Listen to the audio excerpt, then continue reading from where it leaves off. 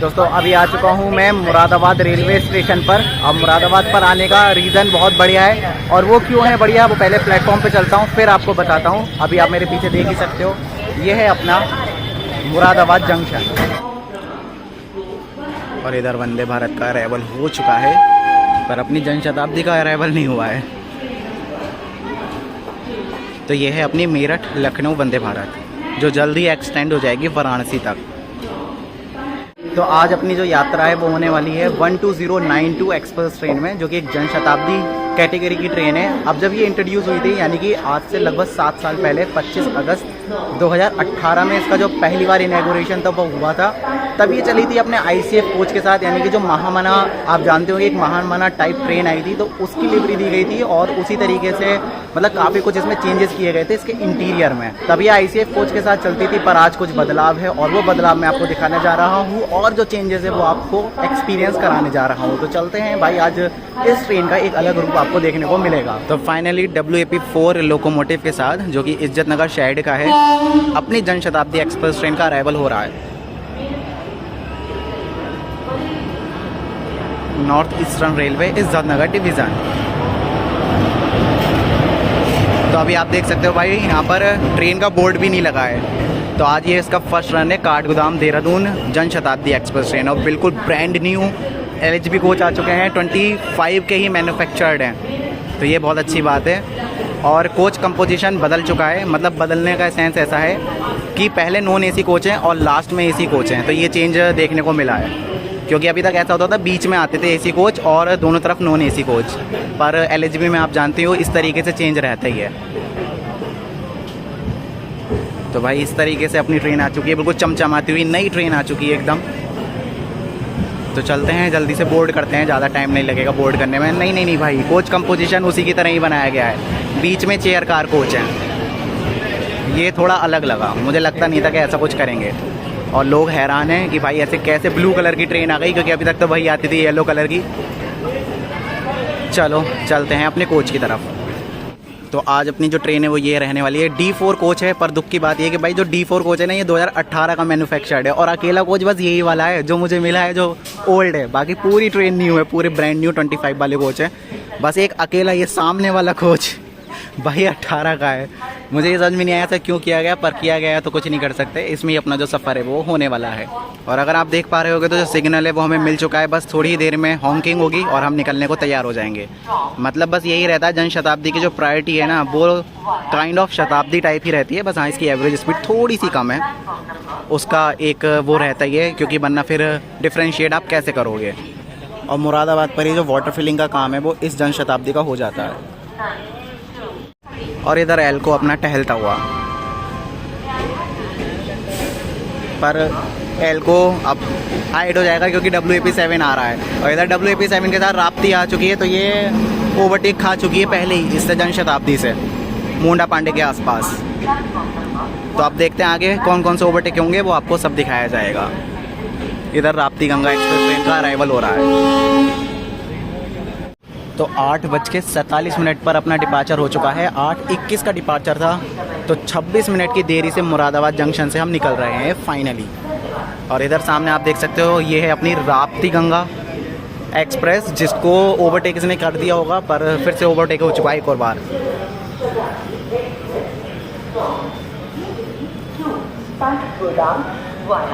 Rampur, Rudrapur city, लाल कुआं junction, Haldwani is arriving on platform number 1. Thank you.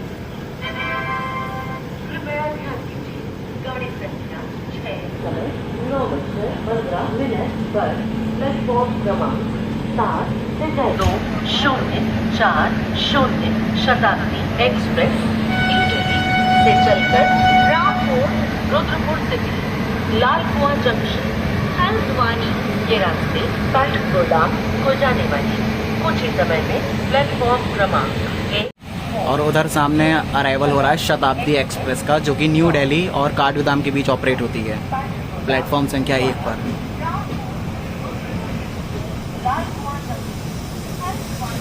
तो उधर शताब्दी और इधर हम जनशताब्दी में। पर अभी हम अपना डिपार्चर ले लेते हैं, वरना हमारा डिपार्चर छूट जाएगा।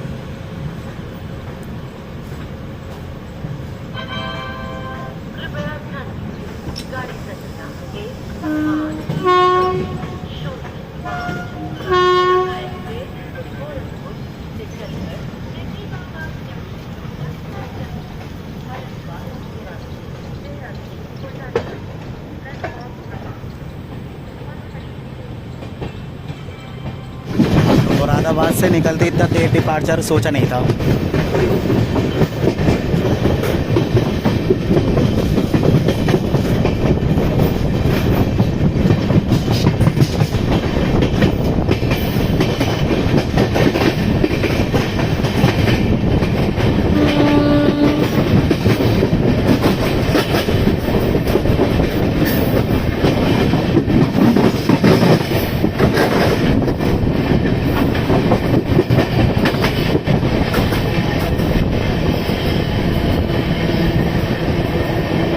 तो आप जो लेफ्ट वाले ट्रैक देख रहे हो भाई, ये दिल्ली वाले हैं, मुरादाबाद दिल्ली मेन लाइन।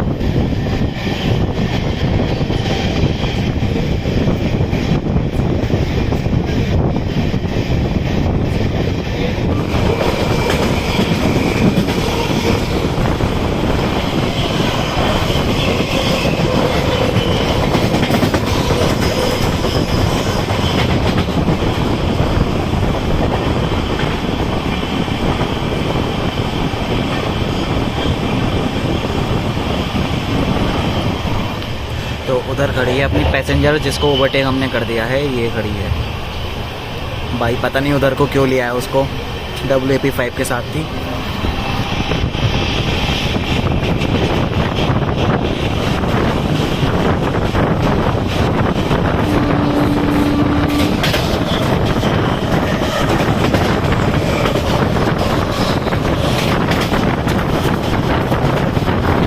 के LHB होने के बाद में ट्रेन में स्मूथनेस तो आ ही जाती है। इसके अलावा आपको क्या एक्स्ट्रा मिल जाता है वो भी मैं आपको बता देता हूँ। देखो पहले जो चेयर कार थी वो इस तरीके से नहीं होती थी, मतलब आमने सामने बैठे होते थे या फिर अलग। इसमें भी कुछ ऐसे कोच हैं, ऐसी बात नहीं कि नहीं है। तो यहाँ आपको ट्रे मिल जाएगी, जैसे जनशताब्दी जो ओल्ड वाली थी मॉडिफाइड उसमें भी मिलती थी। तो यहाँ ट्रे है जिसको आप इस तरीके से यूज़ कर सकते हो।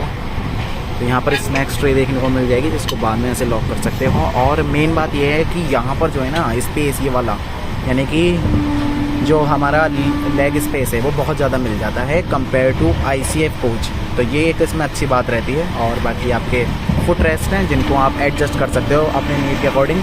हालांकि इसमें यहाँ पर एक नट था वो गायब है जिस वजह से ये लूज़ हो चुका है, पर यह है कि आप इसे ऐसे ऊपर कहीं पर भी इसे रोक सकते हो। इसके 3 स्टेप हैं और अगर आपको बिल्कुल नॉर्मल पे ले जाना तो बिल्कुल ऊपर तक लेके जाना पड़ता है, फिर छोड़ दो।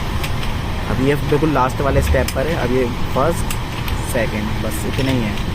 तो ऐसा आप ऊँचे, मतलब अगर कोई छोटा है जिसकी टांगें छोटी हैं तो वो इस तरीके से ऊँचा भी कर सकता है इसको। और वापस अपने नॉर्मल पोजीशन पे लाने के लिए इस तरीके से छोड़ दो तो ये अपनी नॉर्मल पोजीशन पर आ जाएगा। तो ये इसमें एक चेंज देखने को मिल जाता है। बाकी जो सीट एंगल है वो भी रेक्लाइन हम कर सकते हैं। उसके लिए यहाँ पर एक ये पुश बटन है, ये जैसे आप दबाओगे इस तरीके से और अपनी बैक को पीछे प्रेस करोगे तो आप अपना जो रेक्लाइन एंगल है उसको ही बदल सकते हो। क्या ट्रेन अभी बिल्कुल स्मूथली 110 चल रही है और पता नहीं लग रहा है कि 110 चल रही है, ये सबसे अच्छी बात है। तो अब धामपुर स्किप लेते हैं, आने ही वाला है।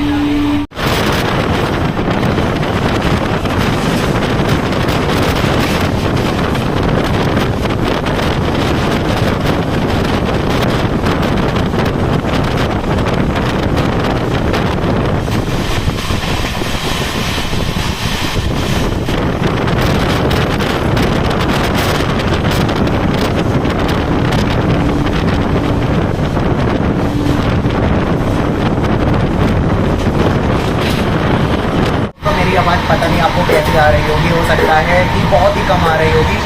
पर बात करते थे इस ट्रेन के बारे में, तो अगर आप इस ट्रेन से सफ़र करना चाहते हो तो भाई ये काठगोदाम से और देहरादून के बीच में हफ्ते में चलती है, यानी कि वीक में चलती है पूरे 5 दिन। मंडे और थर्सडे में ये नहीं चलती है। टोटल 335 किलोमीटर की दूरी ये तय करती है और 8 स्टॉप ये लेती है। तो ट्रेन तो बहुत ज़्यादा बढ़िया है और इसलिए शुरू से ही एकदम हिट रही है। और जब ये चल रही थी ना, मतलब ये इनॉग्रेट हुई थी, तब इसमें टोटल 8 कोच थे जो आपके सेकंड सिटी के यानी कि चेयर कार वाले और थे दिव्यांगजन वाले। अब मेन बात ये कि ट्रैक साउंड बहुत ज़्यादा आ रहा होगा, हो सकता है मेरी आवाज़ ना आ रही हो, पर देखता हूँ कितनी आवाज़ आ रही है थोड़ी देर में चेक करके। और इसके अलावा इसमें 2 चेयर कार के कोच देखने को मिलते थे, पर अभी कोच कॉम्पोजिशन बदल चुका है, जो मैं आपको थोड़ी देर में दिखाऊंगा जब नजीबाबाद पे पहुँचेंगे तो क्या हो चुका है।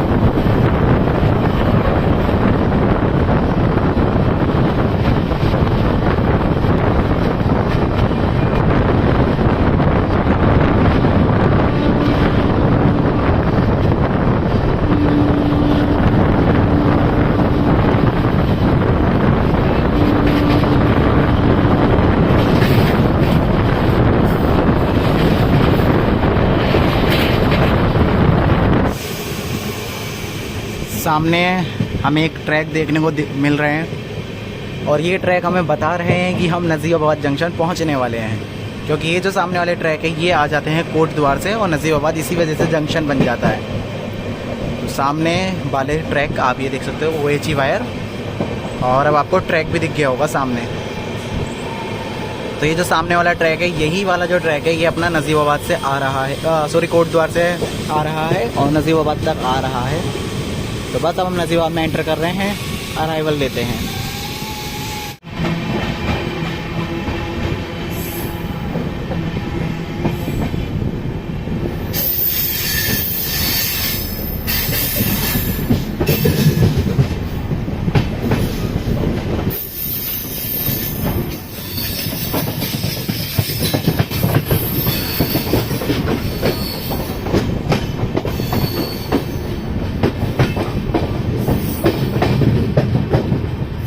प्लेटफॉर्म देख सकते हो आप कितना शानदार हो चुका है अब।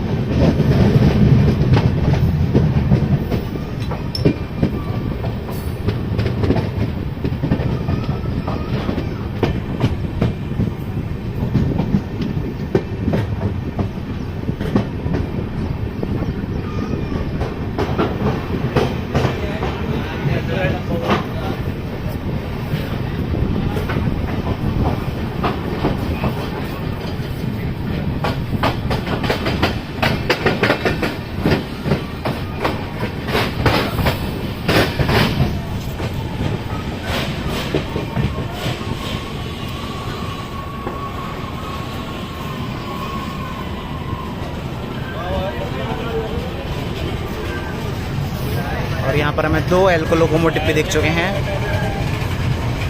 Only for shunting. और उधर वाला भी यही है। तो समय से लगभग 20 मिनट की देरी से हम आ चुके हैं। 26 मिनट की देरी से चले थे तो 6 मिनट का जो कवर अप है वो हो चुका है और ट्रेन पहुंच चुकी है नजीबाबाद जंक्शन पर, जिसका स्टेशन कोड है NVD। टोटल 4 प्लेटफॉर्म है और 58 ट्रेन का यहाँ पे स्टॉप देखने को मिल जाता है। 6 ट्रेनें ऑर्डिनेटर टर्मिनेट की होती है, जो कि 6 की 6 पैसेंजर ही है, जिसमें एक तो मतलब 3 तो कोटद्वार वाली है और 3 हमारी गजरोला वाले सेक्शन पे चलती है। तो इस तरीके से यहाँ पर पैसेंजर ट्रेन हमें देखने को मिल जाती है। तो बस यहाँ पर 2 मिनट का स्टॉप है ट्रेन का। अब देखते हैं कि हरिद्वार हम कितना लेट पहुंचते हैं। मुझे लगता है कि हरिद्वार ऑन टाइम ही पहुंच जाएंगे, और अगर ऑन टाइम पहुंचते हैं तो ये काफी ज्यादा बढ़िया बात होगी। तो ये काफी कुछ हमने फिर इसका मतलब ये है कि कवर कर लिया है। तो लगभग 3 मिनट रुकने के बाद में नजीबाबाद जंक्शन से अपना डिपार्चर हो चुका है।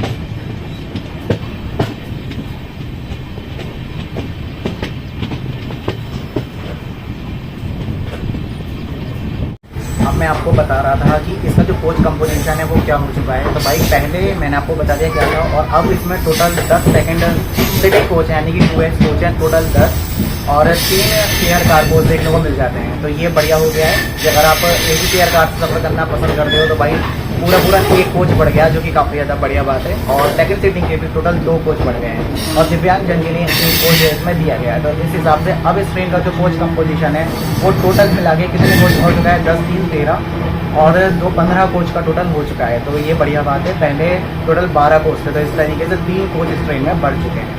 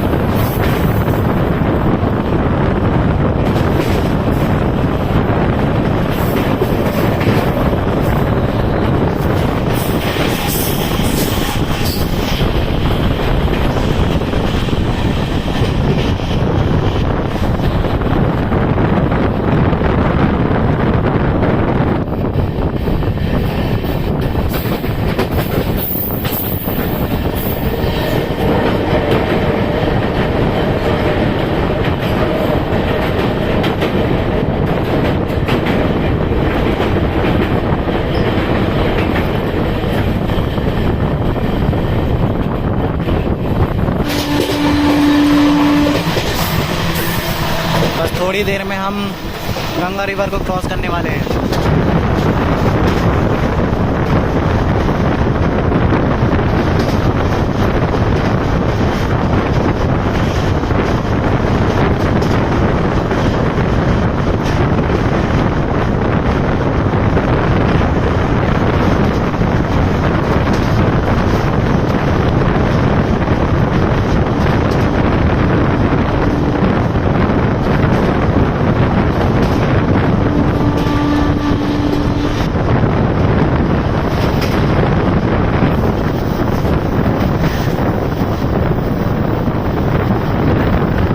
और इधर फेंसिंग वर्क भी चल रहा है, इस तरीके से देख सकते हो आप। तो जल्दी इस सेक्शन को भी काफ़ी अच्छे से अपग्रेड करने की पूरी तैयारी है। ये है बालाबली के बाद में।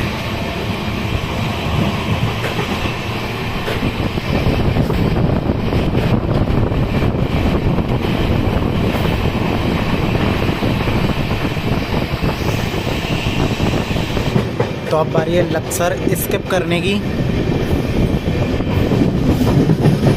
बड़ी बात यह है कि हमें टर्न भी करना है और हम स्किप भी करेंगे।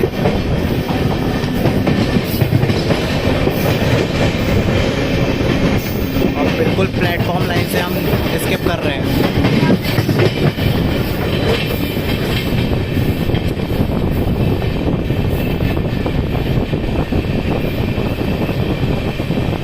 अभी तो फिलहाल मुझे आगे रेड सिग्नल दिख रहा है, तो हो सकता है हम रुक भी जाएं।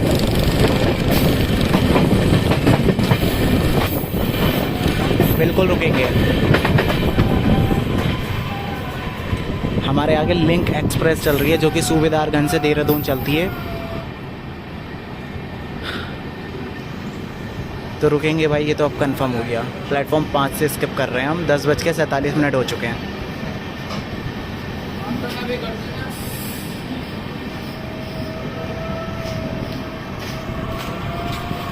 तो सामने से गुड्स ट्रेन आ रही थी, जिस वजह से हमें रुकना पड़ा, वरना हमें क्योंकि राइट टर्न करना और सामने से आ रही है तो पॉसिबल ही नहीं था।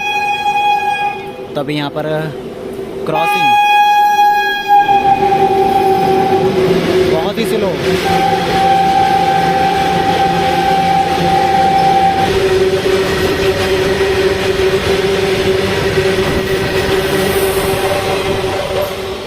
और इधर खड़ी है हमारी देहरादून सहारनपुर पैसेंजर। तो गुड्स के निकलते ही हमें भी सिग्नल मिल चुका है चलने का, क्योंकि अब हमारा जो लूप है वो सेट कर दिया गया है राइट हैंड की तरफ।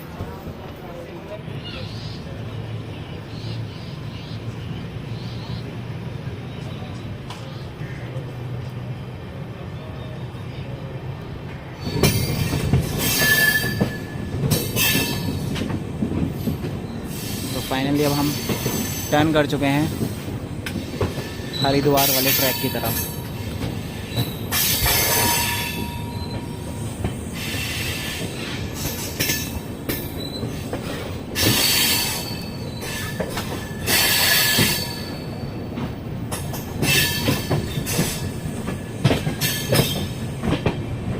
तो फाइनली हम पहुंच चुके हैं भाई अपने ट्रैक पर। और हमने कौन से ट्रैक छोड़े हैं? तो हमने ये वाले ट्रैक छोड़े हैं जो हमारे सामने थे। ये वाले हैं सहारनपुर वाले ट्रैक जो लक्सर से सहारनपुर जा रहे हैं, जिस पर अभी थोड़ी देर में वही पैसेंजर जाएगी जो मैंने आपको अभी दिखाया था, देहरादून सहारनपुर।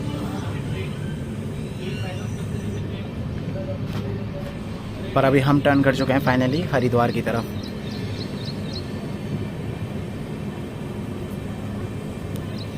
ये वाला कोच बिल्कुल इंटीरियर देख सकते हो, एकदम नया चमचमाता हुआ कोच है और कितना बढ़िया लग रहा है। 3x3 का लेआउट है सेकंड सीटिंग में। बस यही अंतर है, अगर आप शेयर कार से ट्रैवल करते हो तो आपको वहाँ पर 3x2 का लेआउट देखने को मिलता है, यहाँ 3x3 का लेआउट देखने को मिलता है। थोड़ी देर में आपने डेस्टिनेशन पे पहुँचने वाले हैं, तो देख सकते हो साफ़ सफाई ठीक ठाक है। मिरर है यहाँ पे लगा हुआ जो कि साफ़ ही है, बस थोड़ी बहुत छींटें वगैरह आ गई हैं। अभी कंडीशन दिखाता हूँ फिलहाल इस वाले कोच की, तो पता नहीं कैसी होगी, तो मैं नए वाले की दिखाता हूँ।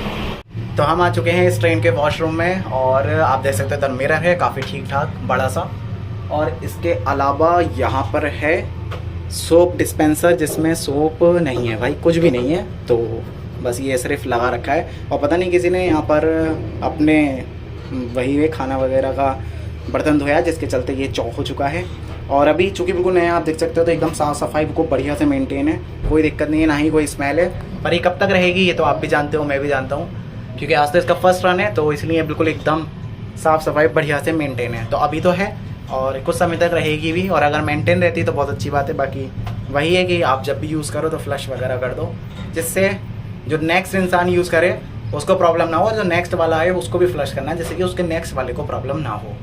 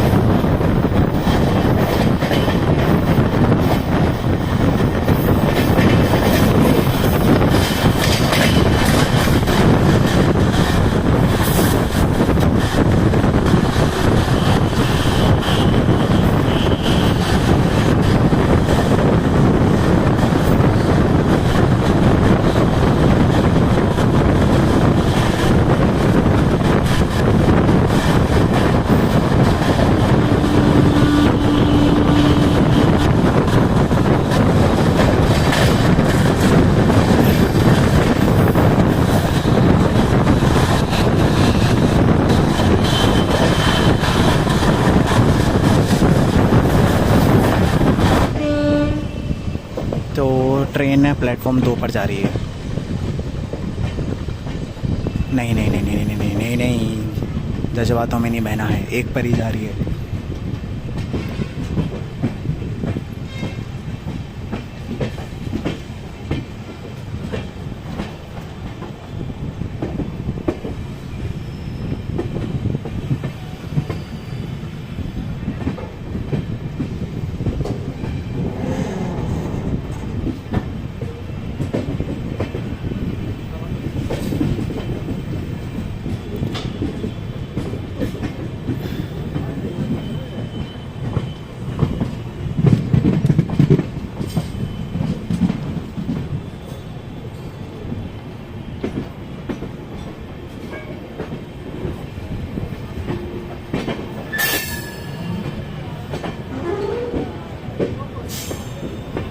तो फाइनली हम पहुंच गए हरिद्वार। टाइम हो रहा है 11:18। और सही समय था यहाँ पहुँचने का 11:05। तो 13 मिनट की देरी से हम पहुँचे हैं यहाँ पर। आप हरिद्वार आते हो भीड़ ना मिले तो ऐसा हो ही नहीं सकता। पूरा प्लेटफॉर्म बढ़िया करके भरा हुआ है। अराइवल होते होते 1 मिनट हो गया, 11:19 हो चुके हैं।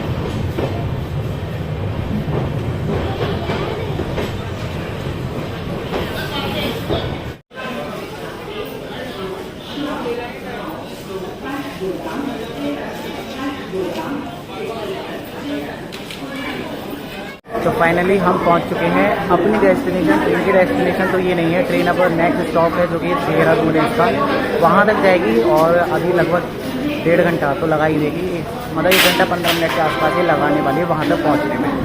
तो अपनी जो यात्रा है वो यहीं खत्म हो जाती थी। अब इस ट्रेन के बारे में बता दूं तो अगर आप इस ट्रेन से आना चाहते हो तो आपको काठगोदाम से लेकर देहरादून तक 175 रुपये पे करने होंगे अगर आप इसके सेकंड सीटिंग से आते हो। और अगर आप इसके चेयर कार से आते हो जो कि एसी चेयर कार है, तब उसमें आपको 575 रुपीज़ जो है वो पे करने पड़ेंगे। तो ट्रेन का जो ओवरऑल एक्सपीरियंस है वो पहले भी बढ़िया था, आज भी बढ़िया है, उसमें कोई भी प्रॉब्लम नहीं है। हालांकि थोड़ी सी लेट आई, बस 13 मिनट ट्रेन हमारी यहाँ पर लेट पहुँची।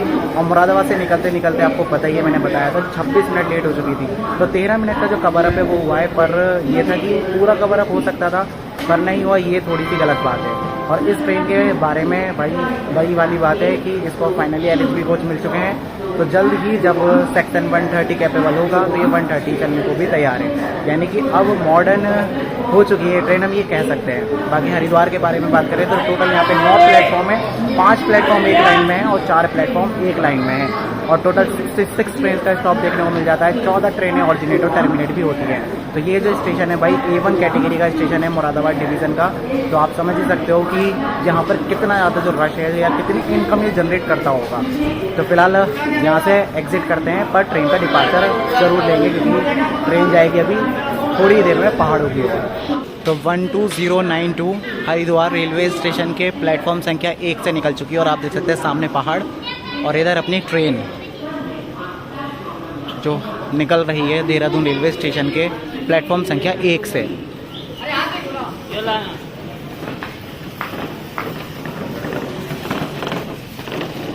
और चलती ट्रेन को पकड़ने का प्रयास। और इधर देख सकते हैं आप कैसे रगड़ता हुआ जा रहा है, जैसे वाटर फिलिंग होती है वाला पाइप। तो ये अपना D4 कोच जो थोड़ा पुराना है और बाकी सारे चमचमाते हुए अब ये आया अपना D5। तो इस तरीके से इसका कोच कंपोजिशन है कि पहले DL1 है और फिर D5 तक 5 सेकंड सीटिंग कोच है, यानी कि नॉन AC चेयर कार।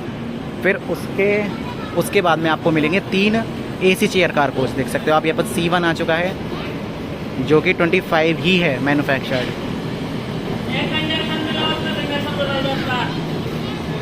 फिर C2,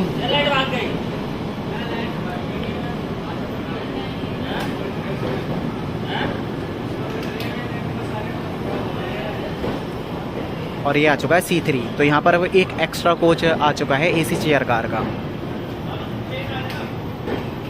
फिर आपको मिलेगा D6 जिसमें जो सीटें हैं वो थोड़ी ही वैसी वाली हैं, वाली नहीं है, सेपरेट वाली बस टाइप नहीं है। फिर आएगा आपका D7, उसमें भी नॉर्मल चेयर्स ही हैं जैसी मैंने आपको D3 में दिखाई थी। और भाई D8 तो बिल्कुल ही खाली है। क्योंकि कोचेस बढ़ चुके हैं तो भाई सीट तो खाली होंगी। और D9 में तो कुछ ही लोग हैं, तो D10 का भी शायद कुछ ऐसा ही हाल होगा। D10 तो भाई पूरा ही खाली है, D10 में तो कोई है ही नहीं। और इधर अपना फिर फाइनली EOG काठगोदाम देहरादून नैनी दून जनशताब्दी।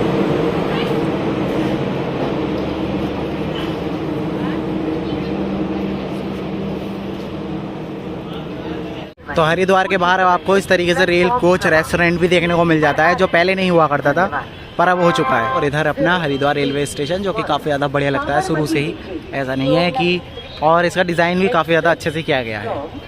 तो ये जो जर्नी है वो यहीं पर ही ख़त्म हो जाती है। उम्मीद है आपको काफ़ी ज़्यादा पसंद आई होगी और आपको पता लग गया होगा कि भाई अब जो नैनी दून जनशताब्दी है वो पहले यूनिक थी, क्योंकि पहले महामना कोच के साथ चलती थी जो अपने आप में यूनिक थी, पर अभी भी यूनिक ही है क्योंकि अब LHB हो चुकी है। और अभी बहुत सी जो जनशताब्दी है वो ICF पर चल रही है, बहुत सी तो नहीं है, कुछ ही हैं जो ICF पर चल रही है, पर वो भी जल्दी LHB हो जाएंगी। तो दोस्तों मिलते हैं आपसे किसी नेक्स्ट जर्नी में, तब तक के लिए बाय बाय। और अगर वीडियो पसंद आई तो भाई वीडियो को लाइक जरूर कर देना, और ऐसी ही वीडियो तो जर्नी देखने के लिए चैनल को सब्सक्राइब जरूर कर देना और शेयर भी कर देना अपने दोस्तों के साथ। तो मिलते हैं आपसे नेक्स्ट जर्नी में, तब तक के लिए bye bye and take care all of you.